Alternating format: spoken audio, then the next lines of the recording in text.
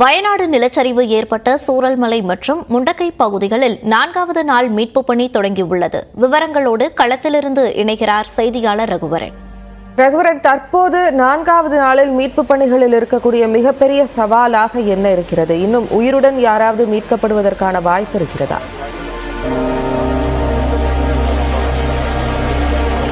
கண்டிப்பாக 4வது நாள் மீட்பு பணியானது இந்த சூரல்மலை முண்டக்கை பகுதிகளில் தொடங்கி இருக்கிறது. எனக்கு பின்னாடி பார்க்கலாம் நீங்கள்.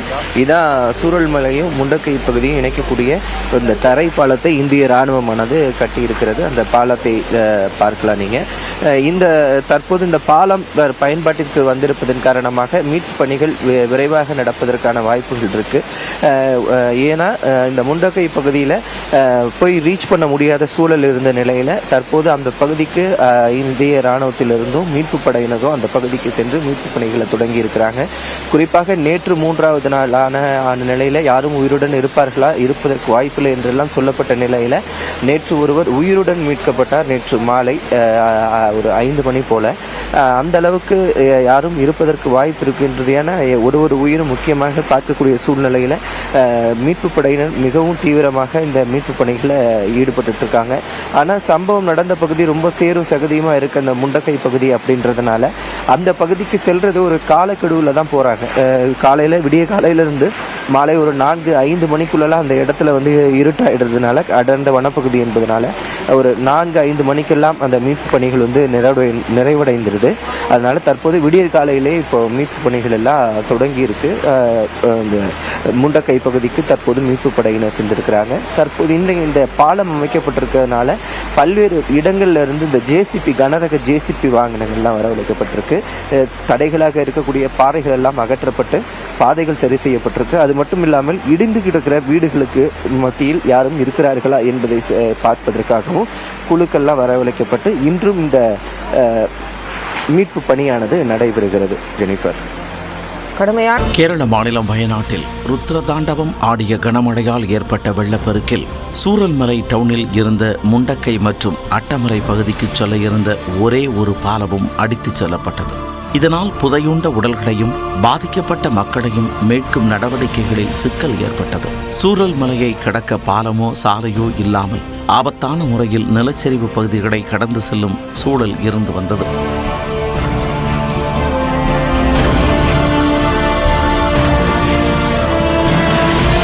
இதனைத் தொடர்ந்து அதிரடியாக களமிறங்கிய இந்திய ராணுவ வீரர்கள் தற்காலிக இரும்பு பாலம் அமைக்கும் பணிகளை மேற்கொண்டனர். ராட்சத இரும்புகளை கொண்டு 200க்கும் மேற்பட்ட வீரர்கள் பெய்லி பால பணிகளை தொடங்கினர். கொட்டும் மழையிலும் பாலம் அமைக்கும் பணியில் தொய்வு ஏற்படவில்லை. பாலம் கட்ட தேவையான பொருட்கள் டெல்லியிலிருந்து கோழிக்கோட்டிற்கு விமானத்தில் கொண்டு செல்லப்பட்டன. அங்கிருந்து அவை 17 ட்ரக்குகளில் வயநாட்டிற்கு எடுத்துச் செல்லப்பட்டன.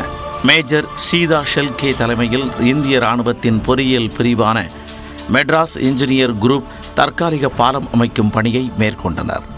புதன்கிழமை இரவு 9 மணி முதல் வியாழக்கிழமை மாலை 5:30 மணி வரை 16 மணி நேரம் இடைவிடாது பணி செய்து தற்காலிக பாலத்தை வெற்றிகரமாக கட்டி முடித்தனர்.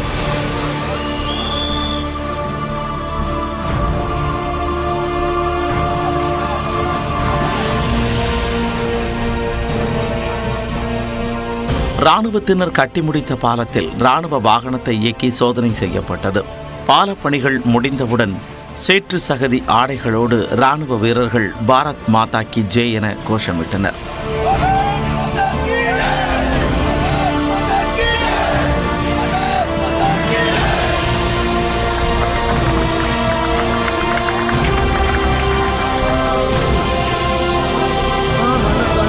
சூரல்மலை டவுனில் இருந்து முண்டக்கை மற்றும் அட்டமலை பகுதியை இணைக்கும் வகையில் கட்டப்பட்டுள்ள பெய்லி பாலம் 190 அடி நீளமும் 24 டன் எடையும் கொண்டுள்ளது. இதன் மூலம் 4 கிலோமீட்டர் தொலைவில் உள்ள முண்டக்கை கிராமத்திற்கு மீட்பு குழுவினர் விரைவாக சென்று மீட்பு பணிகளை மேற்கொண்டு வருகின்றனர். பெய்லி பாலம் பொதுவாக இராணுவ பயன்பாட்டிற்கு உட்பட்டது. 2ஆம் உலகப் போரின் போது பிரிட்டன் பொறியாளர் சர் டொனால்ட் பெய்லியால் உருவாக்கப்பட்டது. இதனால் இவ்வகையான தற்காலிக பாலங்கள் பெய்லி பாலம் என அழைக்கப்படுகின்றன. போர் மண்டலங்களில் விரைவாக பயன்படுத்தக்கூடிய வடிவமைப்பு கொண்டவை.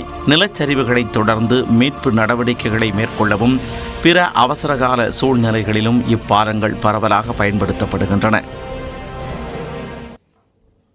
நிலச்சரிவால் முற்றிலும் உருக்குலைந்த வயநாட்டின் முண்டக்கை பகுதியிலிருந்து 3 நாட்களுக்கு பிறகு ஒருவர் உயிருடன் மீட்கப்பட்டுள்ளார்.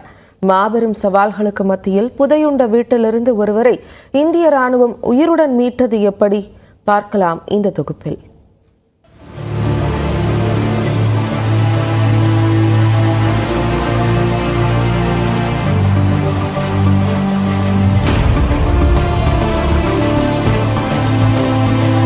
நிலச்சரிவால் உருக்குலைந்த முண்டக்கை பகுதியில் திரும்பிய திசையெல்லாம் மரண போலம் ஓங்கி ஒலித்துக் கொண்டிருக்கும் வேளையில் 3 நாட்களுக்கு பிறகு ஒருவர் உயிருடன் மீட்கப்பட்ட காட்சிதான் இது.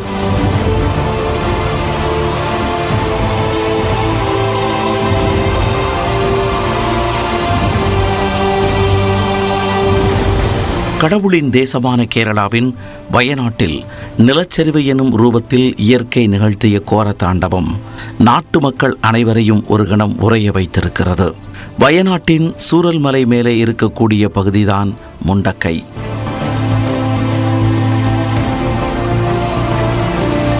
எண்ணற்ற வீடுகளும் உடைமைகளும் மண்ணோடு மண்ணாக புதைந்த வேளையில் களத்தில் இறங்கிய இந்திய இராணுவத்தினர் கடந்த 3 நாட்களாக தீவிர மீட்பு பணியில் ஈடுபட்டு வருகின்றனர். ஆனால் சூரல்மலைக்கும் முண்டக்கைக்கும் இடையே இருந்த பாலம் தண்ணீரில் அடித்துச் செல்லப்பட்டதால் வீடுகள் இருந்த பகுதிகள் ஆறுபோல் காட்சியளிக்கின்றன. இதனால் முண்டக்கை பகுதிக்கு யாரும் செல்ல முடியாததால் மீட்பு பணியில் கடும் தொய்வு ஏற்பட்டது.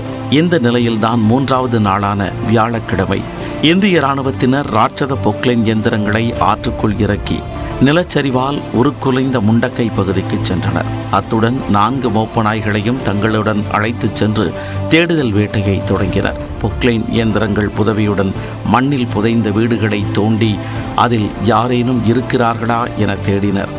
அனுபவம் வாய்ந்த மோப்ப நாய்களையும் வைத்தும் தேடி பார்த்தனர்.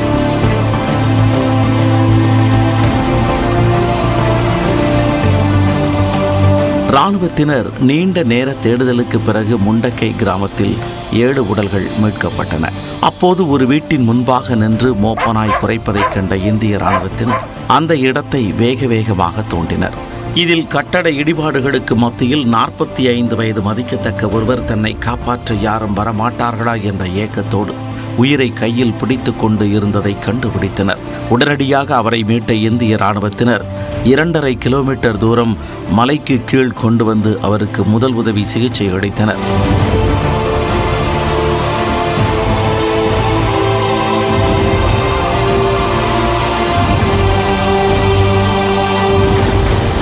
மூன்று நாட்கள் தண்ணீரின்றி இருந்ததால் அவருக்கு நீர்ச்சத்து குறைவாக இருந்தது தெரிய வந்தது. இதையடுத்து மீட்கப்பட்ட அந்த நபரை கல்பட்டா அரசு மருத்துவமனையில் சிகிச்சைக்காக அனுமதித்தனர். மீட்கப்பட்டவர் யார், அவருடன் வேறு யாரேனும் வசித்து வந்தனரா என்ற தகவல்கள் கிடைக்காத நிலையில் சம்பவ இடத்தில் தேடுதல் பணியை தொடர இந்திய இராணுவத்தினர் முடிவு செய்துள்ளதாக தெரிகிறது. 2 நாட்களாக யாரையுமே மீட்க முடியவில்லையே என துவண்டு போயிருந்த வேளையில் ஒருவர் உயிருடன் மீட்கப்பட்டிருப்பது மாபெரும் ஆறுதல்தான்.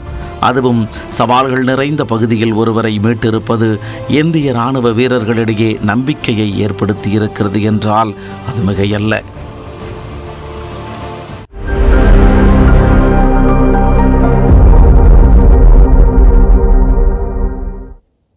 வயநாடு நிலச்சரிவு ஏற்பட்ட சூரல்மலை மற்றும் முண்டக்கை பகுதிகளில் 4வது நாள் மீட்பு பணி தொடங்கியுள்ளது. விவரங்களோடு களத்திலிருந்து இணைகிறார் செய்தியாளர் ரகுவரன். தற்போது 4வது நாளில் மீட்பு பணிகளில் இருக்கக்கூடிய மிகப்பெரிய சவாலாக என்ன இருக்கிறது? இன்னும் உயிருடன் யாராவது மீட்கப்படுவதற்கான வாய்ப்பு இருக்கிறதா? கண்டிப்பாக 4வது நாள் மீட்பு பணியானது இந்த சூரல்மலை முண்டக்கை பகுதிகளில் தொடங்கி இருக்கிறது. எனக்கு பின்னாடி பார்க்கலாம் நீங்கள். இதான் சூரல்மலையும் முண்டக்கை பகுதியும் இணைக்கக்கூடிய இந்த தரை பாலத்தை இந்திய இராணுவமானது கட்டி இருக்கிறது. அந்த பாலத்தை பார்க்கலாம் நீங்கள். தற்போது இந்த பாலம் பயன்பாட்டிற்கு வந்திருப்பதன் காரணமாக மீட்பு பணிகள் விரைவாக நடப்பதற்கான வாய்ப்புகள் இருக்கு. ஏன்னா இந்த முண்டக்கை பகுதியில் போய் ரீச் பண்ண முடியாத சூழல் இருந்த நிலையில் தற்போது அந்த பகுதிக்கு இந்திய இராணுவத்திலிருந்தும் மீட்பு படையினரும் அந்த பகுதிக்கு சென்று மீட்பு பணிகளை தொடங்கி இருக்கிறாங்க. குறிப்பாக நேற்று 3வது நாளான நிலையில யாரும் உயிருடன் இருப்பதற்கு வாய்ப்பில்லை என்றெல்லாம் சொல்லப்பட்ட நிலையில நேற்று ஒருவர் உயிருடன் மீட்கப்பட்டார். நேற்று மாலை ஒரு 5 மணி போல அந்த அளவுக்கு யாரும் இருப்பதற்கு வாய்ப்பு இருக்கின்றதையான ஒரு உயிரும் முக்கியமாக பார்க்கக்கூடிய சூழ்நிலையில் மீட்பு படையினர் மிகவும் தீவிரமாக இந்த மீட்பு பணிகளை ஈடுபட்டு இருக்காங்க. ஆனால் சம்பவம் நடந்த பகுதி ரொம்ப சேரும் சகதியுமாக இருக்க அந்த முண்டக்கை பகுதி அப்படின்றதுனால அந்த பகுதிக்கு செல்றது ஒரு காலக்கெடுவில் தான் போகிறாங்க. விடிய காலையிலிருந்து மாலை ஒரு 4-5 மணிக்குள்ளெல்லாம் அந்த இடத்துல வந்து இருட்டாயிடுறதுனால அடர்ந்த வனப்பகுதி என்பதனால ஒரு 4-5 மணிக்கெல்லாம் அந்த மீட்பு பணிகள் வந்து நிறைவடைந்திருது. அதனால தற்போது விடிய காலையிலே இப்போ மீட்பு பணிகள் எல்லாம் தொடங்கி இருக்கு. இந்த முண்டக்கை பகுதிக்கு தற்போது மீட்பு படையினர் சென்றிருக்கிறாங்க. தற்போது இந்த பாலம் அமைக்கப்பட்டிருக்கிறதுனால பல்வேறு இடங்கள்ல இருந்து இந்த ஜேசிபி கனரக ஜேசிபி வாகனங்கள்லாம் வரவழைக்கப்பட்டிருக்கு. தடைகளாக இருக்கக்கூடிய பாறைகள் எல்லாம் அகற்றப்பட்டு பாதைகள் சரி செய்யப்பட்டிருக்கு. அது மட்டும் இல்லாமல் இடிந்து கிடக்கிற வீடுகளுக்கு மத்தியில் யாரும் இருக்கிறார்களா என்பதை பார்ப்பதற்காகவும் குழுக்கள்லாம் வரவழைக்கப்பட்டு இன்றும் இந்த மீட்பு பணியானது நடைபெறுகிறது. ஜெனிஃபர், கடுமையான உழைப்போடு செய்யப்படும் மீட்பு பணிகள் மகிழ்ச்சி அளிக்கின்றன. ரகுவரன், உங்கள் பாதுகாப்பும் முக்கியம். விவரங்களுக்கு நன்றி.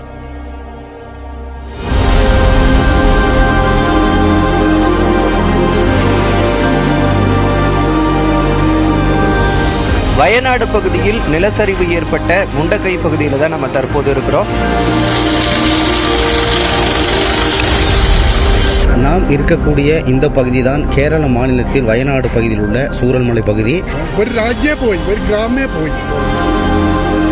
ഇപ്പോൾ ഞങ്ങൾ കുടുംബത്തിൽ മൊത്തം 5 പേര് 6 പേര് മൊത്തമായിട്ട് മരിച്ചു. ഇപ്പൊ വീട് മൊത്തം പോയി, വീടൊന്നുമില്ല. தூத்துக்குடி போயிருக்கோம், அப்புறம் சென்னையும் போயிருக்கோம் ரெஸ்கியூ. இந்த அளவுக்கு கொடூரம் வந்து நம்ம பார்த்ததில்லை. கண்ணு கலங்குற அளவுக்கு நம்ம வந்து